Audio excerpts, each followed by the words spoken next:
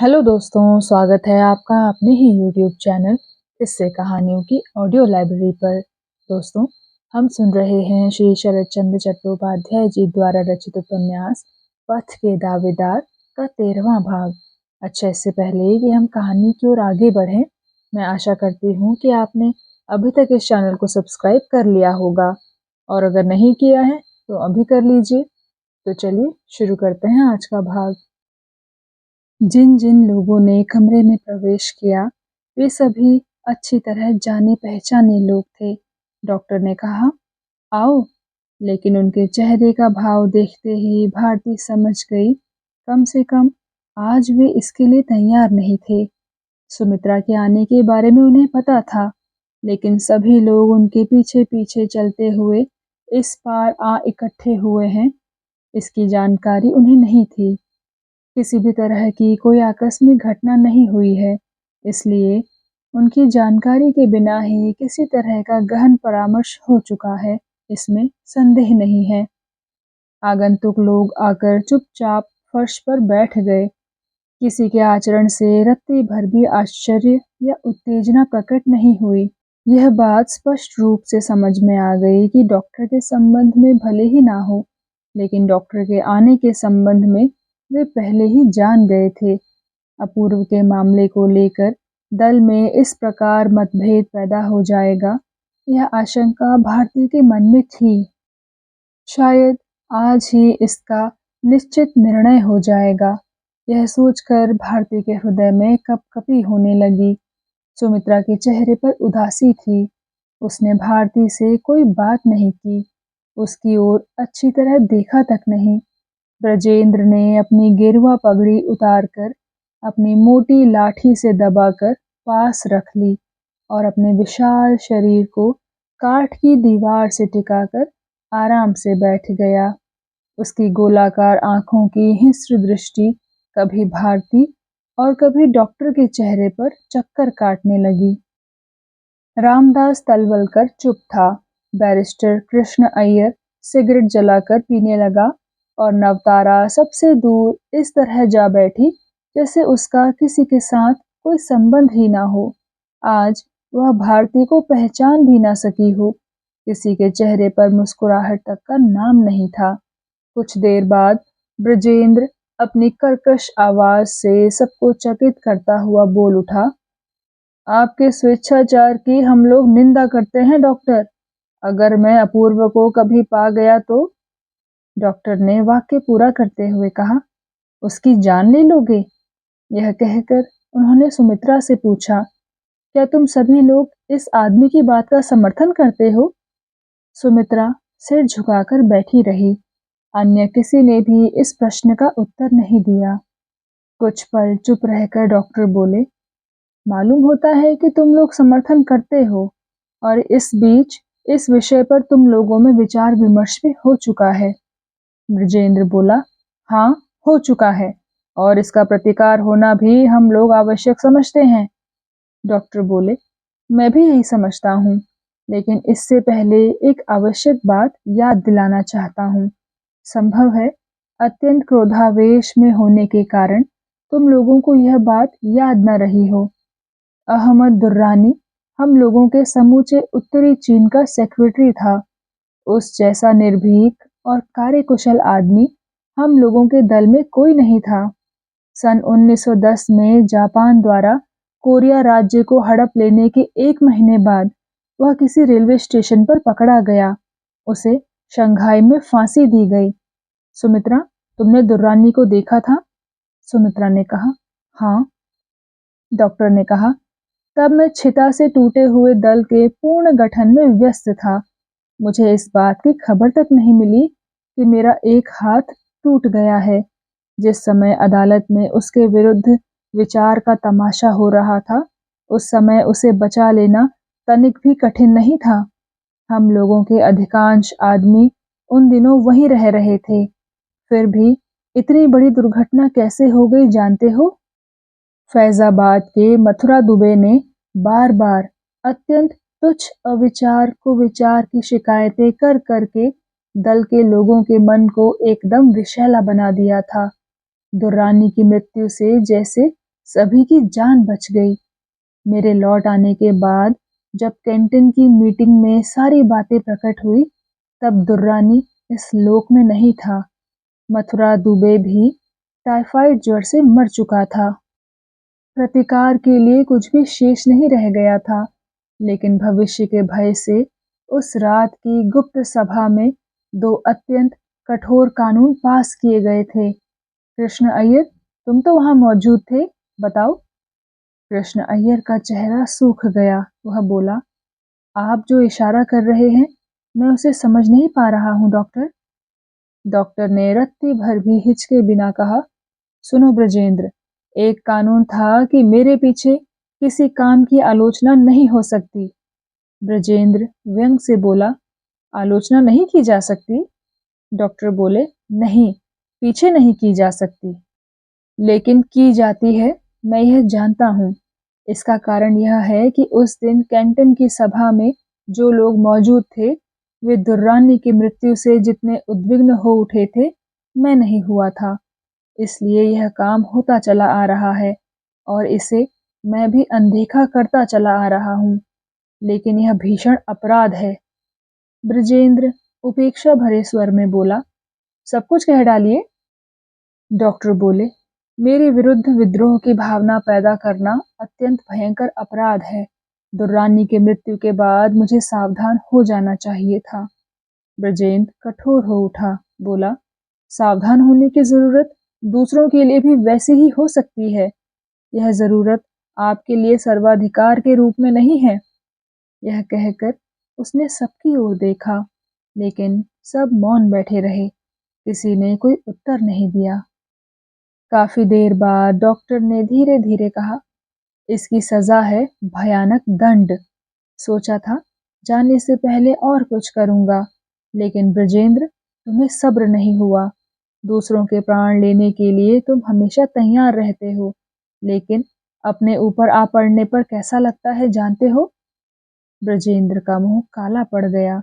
जल्दी से स्वयं को संभाल कर बड़े घमंड से बोला, मैं एनार्किस्ट हूँ, रिवोल्यूशनरी हूँ।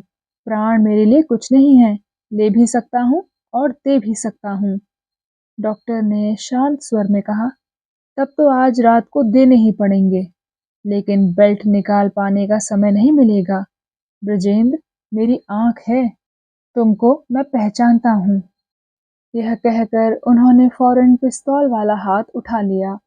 भारती ने व्याकुल होकर उनके उस हाथ को दबाए रखने की चेष्टा की, लेकिन दूसरे हाथ से हटाते हुए बोले, छी। पल भर में कमरे में जैसे वज्रपात हो गया। सुमित्रा के होंठ कांपने लगे। बोली, अपने ही भीतर यह सब क्या हो रहा है, बताइए तो। तलवलकर अब तक चुप था। उसने धीरे से पूछा, आपके दल के सभी नियम मुझे मालूम नहीं है। आपसे मतभेद होने का दंड क्या मृत्यु है? अपूर्व बाबू बच गए हैं, इससे मुझे प्रसन्नता ही हुई है, लेकिन इसमें अन्याय कम नहीं हुआ है, यह सत्य कहने के लिए मैं बाध्य हूँ। कृष्ण अय्यर ने सिर हिलाकर सहमति दे दी। ब्रजेंद्र की आवाज में अब उपहासपूर्ण श्रद्धा नहीं थी। अन्य लोगों की सहानुभूति से शक्ति पाकर बोला, एक आदमी के प्राण जाने अगर जरूरी है, तो फिर मेरे ही चले जाएं, मैं तैयार हूँ। सुमित्रा ने कहा, ट्रेटर के बदले अगर जाने पहचाने कॉमरेड के खून की ही जरूरत है, तो मैं भी दे सकती हूँ डॉक्टर। डॉक्टर चुपचाप बैठे रहे। सुमित्रा की बात का उत्तर नहीं दिया। 2 मिनट के बाद मन ही मन मुस्कुराकर बोले, ये सब बातें बहुत ही पुराने समय की हैं। उस समय तुम लोग थे ही कहाँ? इस जाने पहचाने कॉमरेड को मैं ही उसी समय से जानता हूँ। जाने दो इस बात को। टोक्यो के एक होटल में एक दिन सान्याल सेन ने कहा था, निराशा सहने की शक्ति जिसमें जितनी कम हो, उसे चाहिए कि वह रास्ते से उतनी ही दूर हटकर चले। इसलिए मैं सह लूंगा, लेकिन ब्रजेंद्र, मैंने तुम्हें झूठ मूठ भय नहीं दिखाया है। मुझे दूसरी जगह जाना पड़ रहा है। डिसिप्लिन टूट जाने से मेरा काम नहीं चलेगा। अगर सुमित्रा तुम्हारे दल में शामिल हो रही है, तो I wish you good luck, लेकिन तुम मेरा रास्ता छोड़ दो। सुखाया में एक बार अटेम्प्ट कर चुके हो, परसों फिर किया, लेकिन इसके बाद नहीं। सुमित्रा ने चौंक कर पूछा, इन सब बातों का अर्थ क्या अटेम्प्ट करना होता है? डॉक्टर ने इस प्रश्न को अपने कानों तक नहीं पहुंचने दिया। कृष्ण अय्यर ने सिर नीचा कर लिया, लेकिन उत्तर नहीं दिया। डॉक्टर ने जेब से घड़ी निकाल कर देखी, फिर भारती का हाथ पकड़कर बोले, चलो तुमको डेरे पर पहुंचाकर मैं चला जाऊं, उठो। भारती सपने में डूबी सी बैठी थी। इशारा पाते ही चुपचाप उठ खड़ी हुई। उसे अपने आगे करके डॉक्टर कमरे से बाहर निकल गए। दरवाजे पर से सबको संबोधित करके बोले, गुड नाइट। इस विदाई शिष्टाचार का किसी ने उत्तर नहीं दिया। सभी पराभूत से स्तब्ध बैठे रहे। भारती के नीचे उतर जाने के बाद जब डॉक्टर ऊपर की ओर नजर रखकर धीरे धीरे उतर रहे थे, तभी सहसा शशि दरवाजे में से मुंह निकाल कर बोले, लेकिन मुझे तो आपसे बहुत जरूरी काम है डॉक्टर। यह कहकर नीचे उतर उनके पास आ खड़े हुए और सांस रोककर बोले, मेरी गणना तो मनुष्यों में की ही नहीं जाती डॉक्टर। आपके किसी काम आने की शक्ति मुझ में नहीं है, लेकिन आपका ऋण जीवन पर्यंत नहीं भूलूंगा। डॉक्टर ने स्नेहपूर्वक उनका हाथ खींचते हुए कहा, कौन कहता है कि तुम मनुष्य नहीं हो? तुम कवि हो, गुणी हो, अनेक मनुष्यों से बड़े हो। शशि ने कहा, आप कहीं भी क्यों ना रहें, मेरे पास जो कुछ है सब आपका है, इस बात को मत भूल जाइएगा। भारती ने उत्सुक होकर पूछा, क्या बात है भैया? डॉक्टर ने हंसते हुए कहा, दुर्दिन में तो इन्हें चिंता नहीं थी, लेकिन अचानक अच्छे दिन आते ही चिंता हो गई है कि कहीं ऐसा ना हो कि इन्हें कृतज्ञता का ऋण याद ही ना रहे। इसलिए कह रहे हैं कि जो कुछ इनके पास है सब मेरा है। भारती बोली, ऐसी बात है शशि बाबू? शशि कुछ नहीं बोले। डॉक्टर ने कहा, याद रहेगा शशि, याद रहेगा। यह वस्तु संसार में इतनी सुलभ नहीं है कि कोई भूल जाए। शशि ने कहा, आप कब जाइएगा? डॉक्टर बोले, तुम तो उम्र में मुझसे छोटे हो, इसलिए आशीर्वाद देकर जा रहा हूँ कि तुम सुखी रहो। शशि ने कहा, क्या अगले शनिवार तक नहीं ठहर सकते? भारती बोली, शनिवार को इनका विवाह होगा। डॉक्टर कुछ नहीं बोले। सामने ही कीचड़ में पड़ी टेढ़ी नाव पर यत्नपूर्वक भारती को चढ़ाकर स्वयं भी चढ़ गए। शशि ने कहा, शनिवार तक आपको रुकना होगा। जीवन में अनेक भीखें दी हैं, यह भी दीजिए। भारती, आपको भी उस दिन आना होगा। भारती चुप रही। डॉक्टर ने कहा, यह नहीं आएगी शशि, अगर रुका रहा तो जरूर आऊंगा और तुम लोगों को आशीर्वाद दे जाऊंगा। मैं वचन देता हूँ, अगर ना आऊं तो समझ लेना कि सव्यसाची के लिए आना असंभव था। लेकिन जहां भी रहूंगा प्रार्थना करूंगा कि तुम्हारा शेष जीवन सुख से बीते। यह कहकर डॉक्टर ने नाव चला दी। भारती बोली, आज अकेली होती तो इतनी रोती कि नदी का जल बढ़ जाता। भैया, भविष्य में सभी को सुखी होने का अधिकार है, नहीं है तो केवल तुमको। शशि बाबू इतना अशोभनीय काम करने जा रहे हैं, उन्हें भी जी खोलकर आशीर्वाद दे आए, लेकिन इस संसार में तुम्हें आशीर्वाद देने वाला कोई नहीं है। तुम गुरुजन हो, चाहे जो भी हो, लेकिन आज तुम्हें मैं आशीर्वाद दूंगी कि तुम्हारा भविष्य सुखमय हो। डॉक्टर बोले, छोटों का आशीर्वाद नहीं फलता, उसका फल उल्टा होता है। भारती बोली, झूठ है, मैं छोटी नहीं हूँ, एक दूसरी दृष्टि से तुमसे बड़ी हूँ। जाने से पहले तुम सुमित्रा जीजी के साथ हमेशा के लिए संबंध तोड़ देना चाहते हो, यह मैं नहीं होने दूंगी। तुम कहोगे कि मैं सुमित्रा को प्यार नहीं करता, लेकिन तुम पुरुषों के प्यार का मूल्य ही कितना है भैया? जो आज है वह कल नहीं रहता। अपूर्व बाबू भी तो मुझे प्यार नहीं कर सके, लेकिन मैं कर सकी हूँ। मेरा कर सकना ही सब कुछ है। ततैये में मधु इकट्ठा करने की शक्ति नहीं तो इसके लिए किससे झगड़ा करने जाऊं? लेकिन आज मैं तुमसे कह देती हूँ भैया कि इस संसार को नचाने वाले प्रभु कोई भी हों, नारी हृदय के प्रेम का मूल्य चुकाने के लिए उन्हें अपूर्व बाबू को लेकर मेरे हाथों सौंप देना ही पड़ेगा। कुछ उत्तर पाने की आशा में भारती पल भर मौन रहकर बोली, भैया तुम मन ही मन हंस रहे हो। डॉक्टर बोले, कहाँ नहीं तो। भारती बोली, जरूर, नहीं तो तुमने उत्तर क्यों नहीं दिया। डॉक्टर हंस पड़े, बोले, उत्तर देने के लिए कुछ था ही नहीं भारती।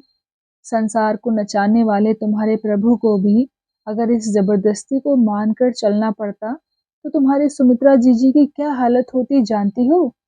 ब्रजेंद्र के हाथों में स्वयं को हर प्रकार से सौंप देने पर ही जान बचती। भारती चकित नहीं हुई। आज की घटना के बाद से यही संदेह उसके मन में बढ़ता जा रहा था। उसने पूछा, ब्रजेंद्र क्या उनको तुमसे भी अधिक प्यार करते हैं। डॉक्टर बोले, बताना कुछ कठिन है। यह अगर शुद्ध आकर्षण ही हो, मानव समाज में इसकी तुलना नहीं मिल सकती। लाज नहीं, शर्म नहीं, संभ्रम नहीं, हित अहित का ज्ञान लुप्त, पशुवत उन्मत्त आवेग जो आंखों से नहीं दिखाई देता, वह उसके मन का परिचय पा ही नहीं सकता। भारती, अगर तुम्हारे भैया के पास यह दोनों हाथ जैसी चीज ना होती तो सुमित्रा के लिए आत्महत्या के अतिरिक्त दूसरा कोई मार्ग ही नहीं था। संसार को नचाने वाले तुम्हारे प्रभु भी इतने दिनों इन लोगों की इज्जत किए बिना नहीं रह सके हैं। यह कहकर वे भारती के झुके हुए सिर पर अपने दोनों हाथ रखकर धीरे धीरे थपकियां देने लगे। भारती बोली, भैया इतना जानते हुए भी तुम इसी परिस्थिति में सुमित्रा को छोड़कर चले जाना चाहते हो। तुम इतने निष्ठुर हो सकते हो, मैं सोच भी नहीं सकती। डॉक्टर बोले, हाँ, सच ही मैंने यही चाहा था। इस बीच अगर पुलिस उसे जेल ना भेज देगी तो लौट आने पर किसी दिन मुझे यह काम पूरा करना पड़ेगा। भारती के हृदय को गहरा आघात लगा। डॉक्टर समझ गए, लेकिन कुछ भी ना कहकर उस पार जाने के लिए दोनों पतवारें खींचकर नाव खेने लगे। बहुत देर बाद भारती ने पूछा, अच्छा भैया, यदि मैं तुम्हारी सुमित्रा होती तो क्या तुम मुझे भी इसी तरह छोड़कर चले जाते। डॉक्टर हंसने लगे, बोले, लेकिन तुम तो सुमित्रा नहीं हो, तुम भारती हो, इसलिए तुम्हें छोड़कर नहीं जाऊंगा, काम के लिए नियुक्त करके जाऊंगा। भारती ने व्यग्र होकर कहा, मुझे बचाओ भैया, तुम लोगों के खून खराबा में अब मैं शामिल नहीं हूँ। तुम्हारी गुप्त समिति का काम अब मुझसे नहीं होगा। डॉक्टर ने कहा, इसका अर्थ तो यही है कि तुम भी इन लोगों की तरह मुझे छोड़कर जाना चाहती हो। यह सुनकर भारती क्षोभ से व्याकुल हो उठी, बोली, इतनी बड़ी अन्यायपूर्ण बात तुम मुझसे कह सकते हो भैया। तुम जो इच्छा हो कह सकते हो, लेकिन मैं अपनी ही इच्छा से तुम्हें छोड़कर चली गई। यह बात याद आने पर एक दिन भी जीवित रह सकती हूँ, ऐसा तुम्हारा ख्याल है। मैं तुम्हारा ही काम करती रहूंगी जब तक कि तुम अपनी इच्छा से मुझे छुट्टी ना दोगे। फिर थोड़ी देर रुककर बोली, लेकिन मैं जानती हूँ कि मनुष्य की हत्या करते हुए घूमते रहना ही तुम्हारा वास्तविक काम नहीं है। तुम्हारा वास्तविक काम है मनुष्य को मनुष्य की तरह जीवित रखना। मैं तुम्हारे इसी काम में लगी रहूंगी और मैं यही सोचकर तुम लोगों के बीच आई थी। डॉक्टर ने पूछा, यह मेरा कौन सा काम है। भारती बोली, पथ के दावेदारों को गुप्त समिति के रूप में परिणत करने की जरूरत नहीं है। कारखाने के मजदूर मिस्त्रियों की हालत मैं अपनी आंखों से देख आई हूँ।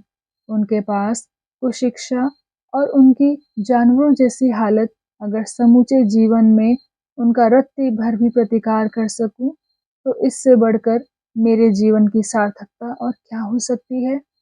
सच बताओ भैया, क्या यह तुम्हारा काम नहीं है। डॉक्टर बोले, यह काम तुम्हारा नहीं है भारती, तुम्हारे लिए दूसरा काम है। यह काम सुमित्रा का है। मैंने इस काम का सारा भार उसी पर छोड़ रखा है।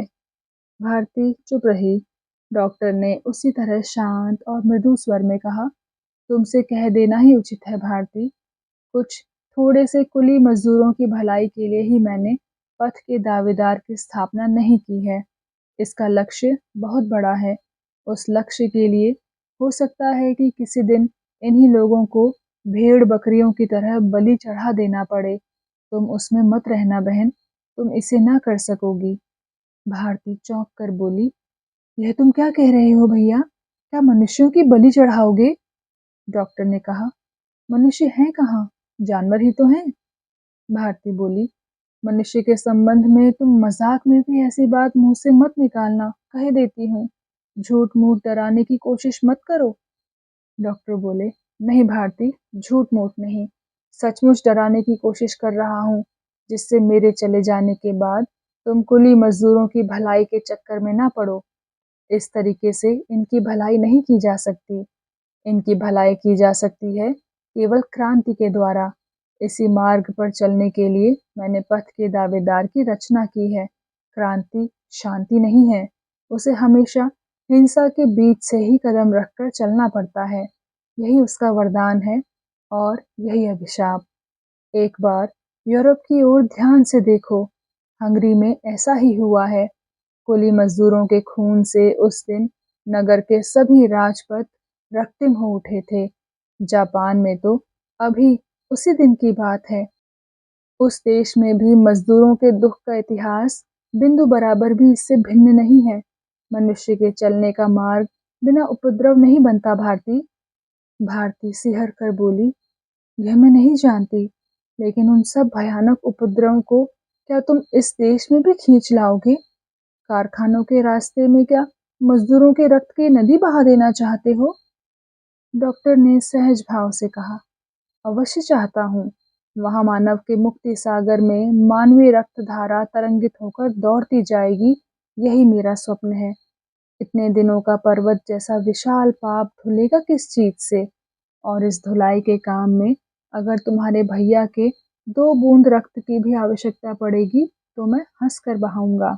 भारती बोली, इतना तो मैं आपको पहचानती हूँ भैया, लेकिन क्या देश में अशांति फैला देने के लिए ही तुम जाल बिछा कर बैठे हो? इससे बड़ा आदर्श क्या आपके पास नहीं है? डॉक्टर बोले, आज तक तो मिला नहीं बहन, बहुत घूम चुका, पढ़ चुका और विचार कर चुका। लेकिन भारती, अशांति उत्पन्न करने का अर्थ अकल्याण उत्पन्न करना नहीं है। शांति शांति सुनते सुनते कान बहरे हो गए हैं। इस असत्य का प्रचार किन लोगों ने किया जानती हो? दूसरों की शांति का हरण करके जो प्रासादों में बैठे हैं, वे ही इसके प्रवर्तक हैं। वंचित पीड़ित नर नारियों को लगातार यह मंत्र सुनाकर उन लोगों को ऐसा बना दिया है कि वे अशांति के नाम से ही चौंक उठते हैं और सोचने लगते हैं कि शायद यह पाप है, अमंगल है। बंधी हुई गाय खड़ी खड़ी मर ही जाती है, लेकिन पुरानी रस्सी को तोड़कर मालिक की शांति भंग नहीं करती। इसीलिए तो आज दरिद्रों के चलने का मार्ग एकदम बंद हो गया है। फिर भी उन्हीं लोगों की अट्टालिकाओं तथा प्रासादों को तोड़ने के काम में हम लोग भी उन्हीं लोगों के साथ मिलकर अशांति कहकर रोने लगेंगे तो रास्ता कहाँ मिलेगा? यह नहीं हो सकता भारती।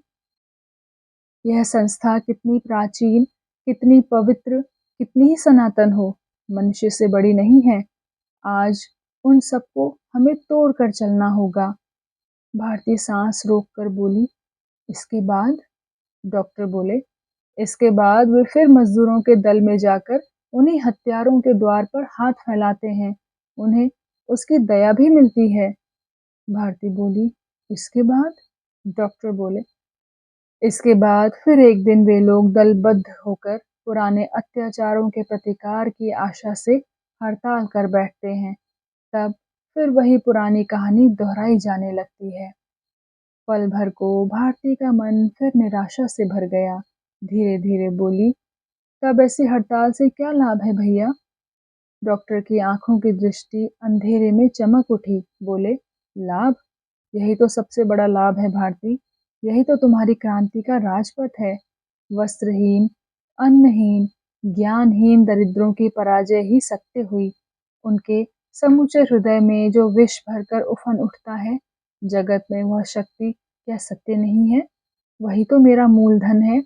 कहीं भी किसी भी देश में केवल क्रांति के लिए ही क्रांति नहीं की जा सकती भारती। उसके लिए कोई ना कोई आधार अवश्य चाहिए। यही तो मेरा आधार है। जो मूर्ख इस बात को नहीं जानता, केवल मजदूरी की कमी बेशी के लिए हड़ताल कराना चाहता है, वह उन लोगों का भी सर्वनाश करता है और देश का भी। भारती बोली, नाव शायद पीछे चली गई भैया। डॉक्टर बोले, मेरी नजर में है बहन, कहाँ जाना है भूला नहीं हूँ। भारती बोली, मुझे इसमें से अलग क्यों कर देना चाहते हो? इतनी देर के बाद यह बात मेरी समझ में आई है। मैं बहुत कमजोर हूँ, शायद उनकी तरह ही। आज भी तुम्हारा सारा भरोसा सुमित्रा जीजी पर है, लेकिन यह बात मैं किसी भी तरह नहीं मानूंगी कि इसके अतिरिक्त और कोई मार्ग नहीं। मनुष्य की सारी खोज समाप्त हो चुकी है। एक के मंगल के लिए दूसरे का अमंगल करना ही होगा। इसे मैं किसी भी तरह नहीं मान सकती, तुम्हारे कहने पर भी नहीं। डॉक्टर बोले, यह मैं जानता हूँ बहन। भारती ने कहा, तुम्हारा काम छोड़कर मैं किसके सहारे रहूंगी? अगर लौट कर ना आए तो कैसे जीऊंगी? डॉक्टर ने कहा, यह भी मैं जानता हूँ। भारती बोली, जानते तो तुम सब कुछ हो तब। कुछ देर सन्नाटा रहा, फिर भारती बोली, क्रांति क्या है? इसकी इतनी आवश्यकता क्यों है? तुम्हारे मुंह से जब सुनती हूँ तो मेरा अंतःकरण रोने लगता है। मानव के दुख का इतिहास तुमने न जाने कितना देखा है। नहीं तो इस तरह तुमको किसने पागल बनाया है? अच्छा, क्या तुम मुझे अपने साथ नहीं ले जा सकते भैया? डॉक्टर बोले, तुम क्या पागल हो गई हो भारती? भारती बोली, पागल? ऐसा ही होगा। मालूम होता है मैं तुम्हारे काम में बाधक हूँ, इसीलिए देश के किसी भी अच्छे उद्देश्य हेतु काम नहीं आ सकती। डॉक्टर बोले, देश में अच्छे काम करने के असंख्य मार्ग हैं भारती, लेकिन अवसर स्वयं ही खोजना पड़ता है। भारती बोली, मैं यह नहीं कर सकती, तुम ही तैयार करके दे जाओ। पल भर मौन रहकर डॉक्टर बोले, उनका हंसता हुआ चेहरा सहसा गंभीर हो उठा था, जिसे अंधेरे में भारती देख नहीं पाई। बोले, देश में छोटी बड़ी अनेक ऐसी संस्थाएं हैं जो देश के लिए बहुत से अच्छे काम करती हैं। पीड़ितों की सेवा, रोगियों के लिए दवा जुटाना, उन्हें सांत्वना देना, बाढ़ पीड़ितों की सहायता, ये ही तुम्हें मार्ग दिखा देंगी भारती। लेकिन मैं तो क्रांतिकारी हूँ, मुझ में मोह नहीं, दया नहीं, स्नेह नहीं, पाप पुण्य मेरे लिए मिथ्या परिहास है। ये सब अच्छे काम लड़कों के खेल सरीखे हैं। भारत की स्वाधीनता ही मेरा एकमात्र लक्ष्य है, मेरा एकमात्र साधन है। मेरे लिए यही अच्छा है और यही बुरा भी है। इसके अतिरिक्त मेरे जीवन में मेरे लिए कहीं भी कुछ नहीं है। अब मुझे मत खींचो भारती। उधर आज शशि और नवतारा का विवाह है। शशि की सविनय प्रार्थना थी कि रात को डॉक्टर भारती को साथ लेकर आ जाएं और उन लोगों को आशीर्वाद दे जाएं। भारती काले रैपर से अपने शरीर को ढके चुपचाप कदम बढ़ाती हुई घाट के किनारे जा खड़ी हुई। डॉक्टर नाव में उसकी प्रतीक्षा कर रहे थे। नाव में चढ़कर भारती बोली, क्या क्या बातें सोचती हुई आ रही थी, कोई ठिकाना नहीं है। मैं जानती थी कि मुझे बताए बिना तुम कभी नहीं जाओगे, फिर भी भय दूर नहीं होता। अभी दिन ही कितने बीते हैं, लेकिन ऐसा लगता था जैसे कितने ही युगों से तुम्हें नहीं देखा है। भैया, मैं तुम्हारे साथ चीनियों के देश में चलूंगी, यह मैं बताए देती हूँ। डॉक्टर ने हंसते हुए कहा, मैं भी बताए देता हूँ कि तुम इस तरह का कोई काम करने की कोशिश कभी ना करना। यह कहकर उन्होंने भाटे के बहाव में नाव छोड़ते हुए कहा, इतनी दूर तक आराम से चले जाएंगे, लेकिन नदी में पहुंचकर उल्टे बहाव को ठेलते हुए पहुंचने में बहुत देर हो जाएगी। भारती बोली, हो जाए तो क्या? कौन बड़े शुभ कार्य में भाग लेने जा रहे हो कि समय बीत जाने से हानि होगी? मेरी तो जाने की इच्छा ही नहीं थी, केवल तुम जा रहे हो इसलिए चल रही हूँ। कैसा गंदा काम हो रहा है बताओ तो। पल भर मौन रहकर डॉक्टर ने कहा, शशि का नवतारा के साथ विवाह बहुत से लोगों के संस्कार में खटक रहा है। शायद यह देश के कानून के भी विरुद्ध है, लेकिन यह दोष शशि का तो है नहीं। कानून और उसे बनाने के लिए जो लोग उत्तरदायी हैं, उन्हीं का दोष है। मुझे केवल इतना ही क्षोभ है कि शशि ने किसी अन्य स्त्री को प्यार नहीं किया। भारती हंसकर बोली, मान लेती हूँ कि शशि बाबू किसी दूसरी स्त्री को प्यार करते, लेकिन वह उन्हें क्यों प्यार करती? उन जैसे आदमी को जानबूझकर कोई स्त्री प्यार कर सकती है, इस बात की तो मैं कल्पना ही नहीं कर सकती। अच्छा, तुम ही बताओ, क्या कोई कर सकती है? डॉक्टर बोले, उसे प्यार करना कठिन तो है ही, इसीलिए तो उसे आशीर्वाद देने के लिए मैं रुक गया। मन में विचार आया कि यदि सच्ची शुभकामना में कोई शक्ति हो, तो शशि को उसका फल मिले। उनकी आवाज में अचानक गंभीरता आ जाने के कारण भारती ने बहुत देर चुप रहने के बाद पूछा, शशि बाबू को बहुत प्यार करते हो भैया? डॉक्टर ने उत्तर दिया, हाँ। भारती ने पूछा, क्यों? डॉक्टर बोले, तुम्हें ही क्यों इतना प्यार करता हूँ?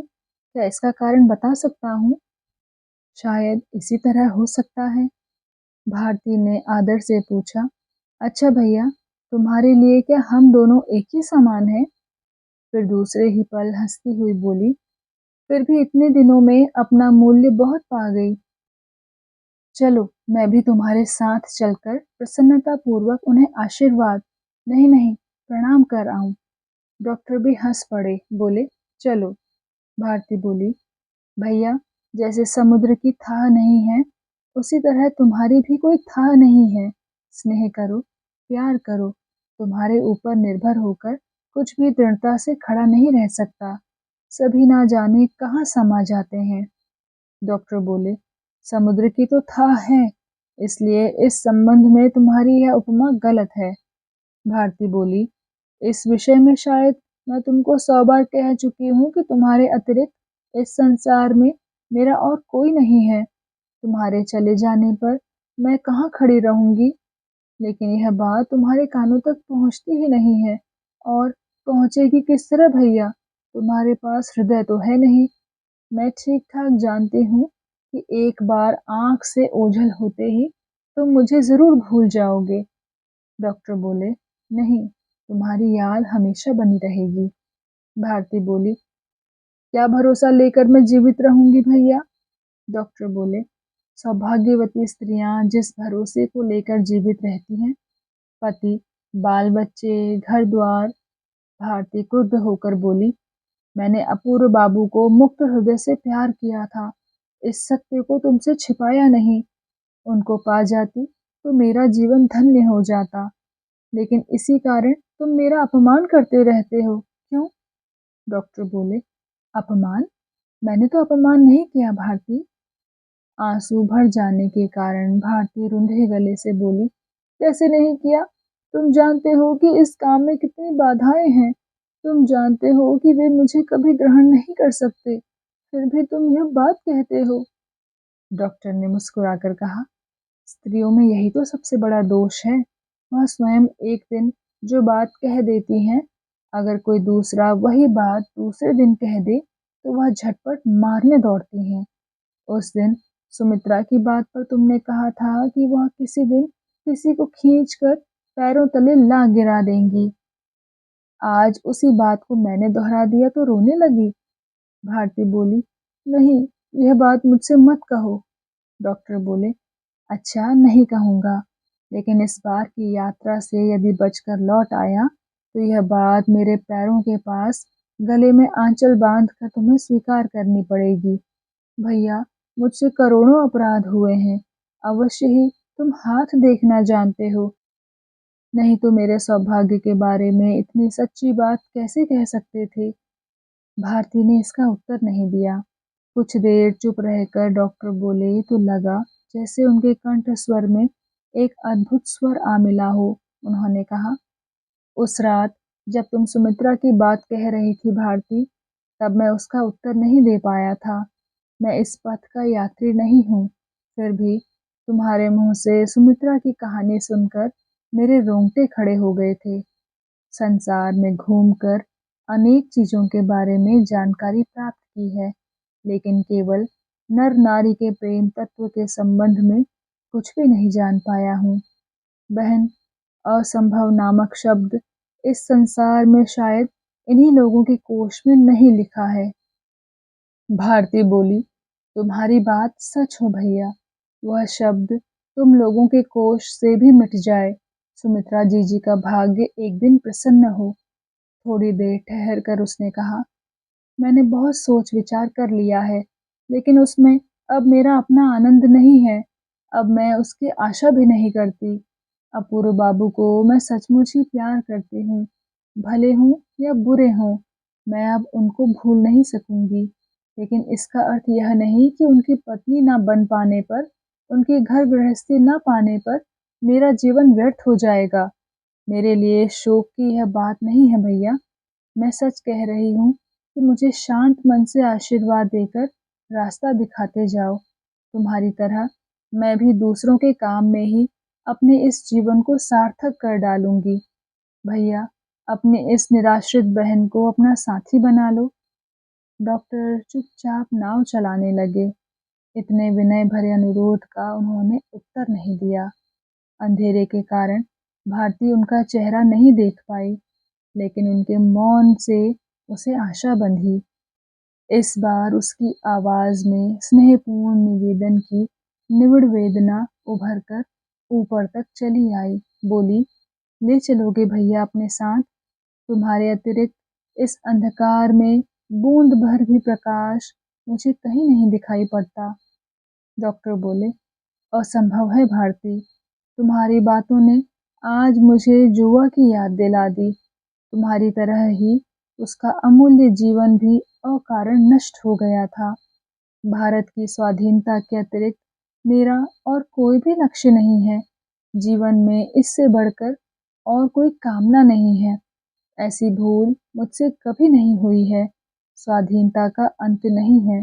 धर्म, शांति, काव्य, आनंद, यह सब और भी है। इनके चरम विकास के लिए ही तो स्वाधीनता चाहिए, नहीं तो उसका मूल्य क्या है? इसके लिए मैं तुम्हारी हत्या नहीं कर सकता बहन। तुम्हारे अंदर जो हृदय स्नेह, प्रेम, करुणा और माधुर्य से लबालब भर उठा है, वह मेरे प्रयोजन को पार करके बहुत ऊंचाई तक चला गया है। हाथ बढ़ाने पर भी मैं वहां तक नहीं पहुंच सकता। भारती का सर्वांग पुलकित होकर रोमांचित हो उठा। सव्यसाची के गंभीर हृदय की एक अनुरूप मूर्ति मानो सहसा उसने देख ली। मुक्ति और आनंद से विगलित होकर बोली, भैया, मैं भी तो यही सोचती रही हूँ कि तुम्हारे लिए इस संसार का कौन सा विषय अज्ञात है, और अगर ऐसी बात है तो तुम इस षड्यंत्र में लुप्त होकर क्यों पड़े हो? मानव का चरम कल्याण तो इनके द्वारा कभी हो ही नहीं सकता। डॉक्टर बोले, ठीक, यही बात है, लेकिन चरम कल्याण का भार हम विधाता के हाथों में ही छोड़कर क्षुद्र मानव के लिए जो सामान्य कल्याण है, उसी को करने की चेष्टा करते हैं। अपने देश में स्वाधीन भाव से बात करने, स्वाधीन भाव से चलने फिरने के अधिकार का ही हमारा दावा है। हम इससे अधिक और कुछ भी नहीं चाहते भारती। भारती बोली, यह तो सभी चाहते हैं भैया, लेकिन इसके लिए नर हत्या का षड्यंत्र क्यों? इसकी आवश्यकता ही क्या है? यह बात कहकर भारती लज्जित हो उठी। फिर एक पल रुककर बोली, मुझे क्षमा करो भैया, मैंने क्रोधावेश में यह झूठी बात कह डाली। मुझे छोड़कर तुम चले जाओगे, मैं यह सोच भी नहीं सकती। डॉक्टर बोले, यह मैं जानता हूँ। इसके बाद बहुत देर तक फिर कोई बातचीत नहीं हुई। उस समय कुछ दिनों स्वदेशी आंदोलन समूचे भारत में फैल चुका था। देश भर के नेतागण देश उद्धार के उद्देश्य के कानून बनाकर जो जलते हुए भाषण देते हुए घूम रहे थे, उन्हीं के सारांश अखबारों में पढ़कर भारतीय श्रद्धा और विस्मय से भर जाती थी। पिछली रात को ऐसी ही एक रोमांचकारी घटना अखबार में पढ़ने के बाद से आज दिन में उत्तेजना की एक तप्त हवा उसके मन में बहती रही थी। उसी को याद करके वह बोली, मैं जानती हूँ कि अंग्रेजी राज्य में तुम्हारे लिए स्थान नहीं है, लेकिन सारा संसार ही तो उनका नहीं है। वहां जाकर तुम लोग सरल और प्रकट रूप से अपने उद्देश्यों की सिद्धि के लिए चेष्टा कर सकते हो। अच्छा भैया, कल के बंगला अखबार में। डॉक्टर बीच में ही हंस पड़े, बोले, बचाओ भारती, हमसे तुलना करके उन पूजनियों का अपमान मत करो। भारती बोली, तुम ही उन पर व्यंग भरी छीटाकशी कर रहे हो। डॉक्टर बोले, बिल्कुल नहीं, उन लोगों की मैं भक्ति करता हूँ और उनके देशोद्धार के लिए दिए गए भाषणों को हम लोगों से अधिक उपयोग भी कोई नहीं करता। भारती बोली, तुम लोगों का मार्ग भले ही एक ना हो, लेकिन उद्देश्य तो एक ही है। डॉक्टर बोले, अभी तक मैं चुपचाप हंस रहा था, लेकिन अब मैं क्रोध करूंगा भारती। रास्ता एक नहीं है, यह जानी हुई बात है। हमारा लक्ष्य उससे भी अधिक स्पष्ट है। यह क्या तुम्हारी समझ में नहीं आया? संसार की अनेक जातियां स्वाधीन हैं। इससे बढ़कर दूसरा कोई गौरव मानव जाति के लिए नहीं है। उस स्वाधीनता का दावा करना, उसके लिए चेष्टा करना तो दूर की बात है। उसकी कामना करना, कल्पना करना भी अंग्रेजों के कानून में राजद्रोह माना गया है। मैं उसी अपराध का अपराधी हूँ। चिरकाल तक पराधीन रहना ही इस देश का कानून है। इसलिए ये सब चतुर, पूज्य व्यक्ति कानून से बाहर कभी कोई दावा नहीं करते।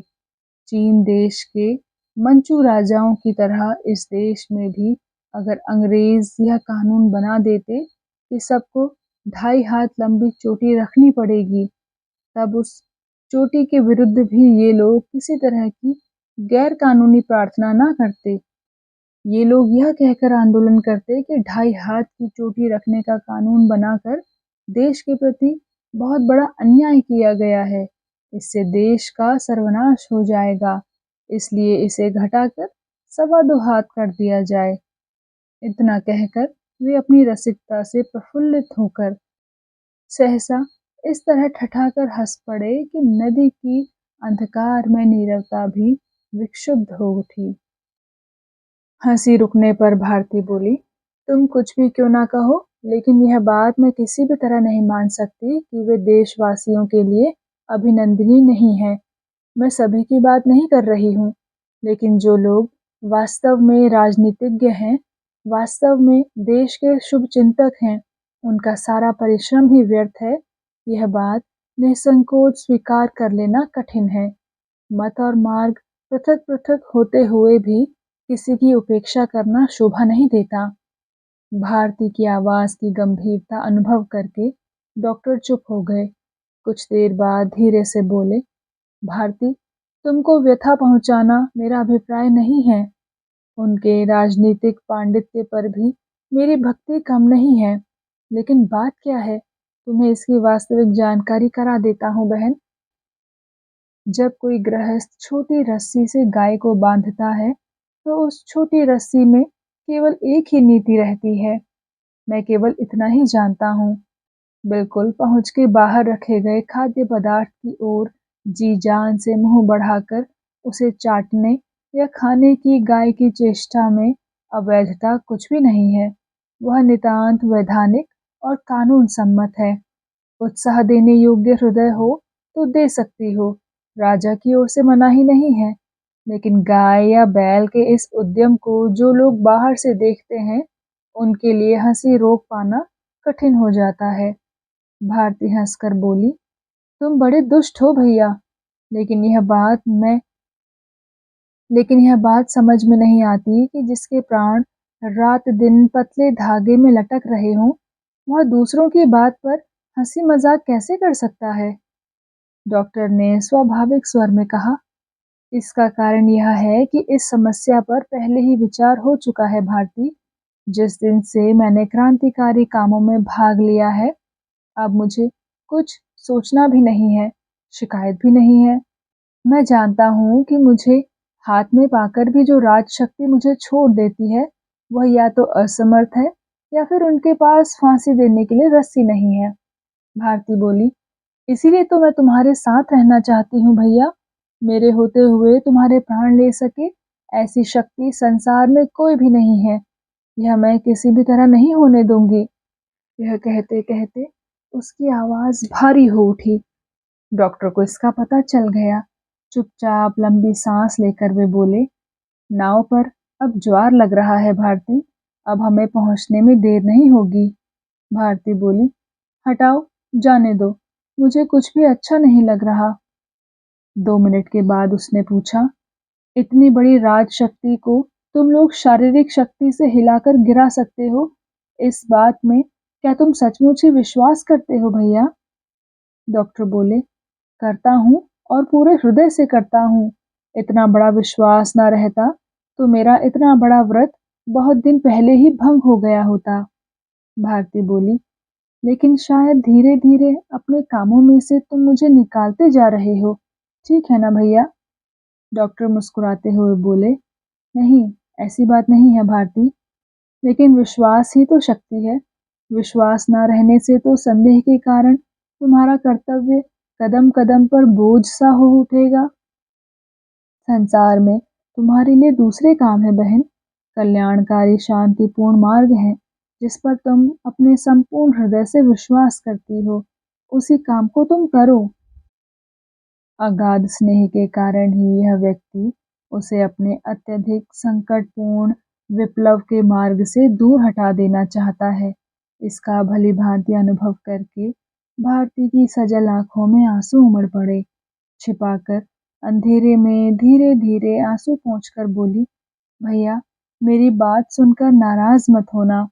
इतनी बड़ी राज शक्ति, इतनी बड़ी सैन्य शक्ति, इतने उपकरण, युद्ध का इतना विचित्र और भयानक आयोजन, इनके सामने तुम्हारा क्रांतिकारी दल कितना सा है? समुद्र के सामने तुम गुबरैले से भी तो छोटे हो। उसके हाथ तुम अपनी शक्ति की परीक्षा किस प्रकार करना चाहते हो? प्राण देना चाहते हो तो जाकर दे दो, लेकिन इससे बड़ा पागलपन मुझे और कोई दिखाई नहीं देता। तुम कहोगे, तब क्या देश का उद्धार नहीं होगा? प्राणों के भय से क्या अलग हटकर खड़ा हो जाऊं? लेकिन मैं यह नहीं कह रही हूँ। तुम्हारे पास रहकर तुम्हारे चरित्र से मैं यह जान गई हूँ कि जननी जन्मभूमि क्या चीज है। उसके चरणों पर सर्वस्व अर्पण कर सकने से बढ़कर सार्थकता मनुष्य के लिए और नहीं हो सकती। यह बात भी अगर तुमको देखकर मैं ना सीख सकी हूँ तो मुझसे बढ़कर किसी अधम नारी ने जन्म ही नहीं लिया, यह मानना पड़ेगा। लेकिन केवल आत्महत्या करके ही कब कौन देश स्वतंत्र हुआ है? तुम्हारी भारती किसी तरह केवल जीवित रहना चाहती है। इतनी बड़ी गलत धारणा मेरे संबंध में कभी मत रखना भैया। डॉक्टर बोले, ऐसी ही बात है। भारती ने पूछा, ऐसी ही बात क्या? डॉक्टर बोले, तुम्हारे संबंध में गलती तो हुई ही है। यह कहकर कुछ देर के लिए डॉक्टर मौन हो गए, फिर बोले, भारती, विप्लव का अर्थ है अत्यंत शीघ्रता से आमूल परिवर्तन। सैन्य बल, विराट युद्ध के उपकरण, यह सब मैं जानता हूँ, लेकिन शक्ति परीक्षा तो हम लोगों का लक्ष्य नहीं है। आज जो लोग हमारे शत्रु हैं, कल वे ही लोग मित्र भी हो सकते हैं। नीलकांत शक्ति परीक्षण के लिए नहीं गया था, उसने मित्र बनाने के लिए प्राण दिए थे। हाय रे नीलकांत, आज कोई उसका नाम तक नहीं जानता। तो दोस्तों, कैसा लगा आपको आज का भाग? कृपया कमेंट सेक्शन में आकर ज़रूर बताइएगा। मैं मिलूंगी आपसे इस कहानी के अगले भाग के साथ। तब तक के लिए धन्यवाद।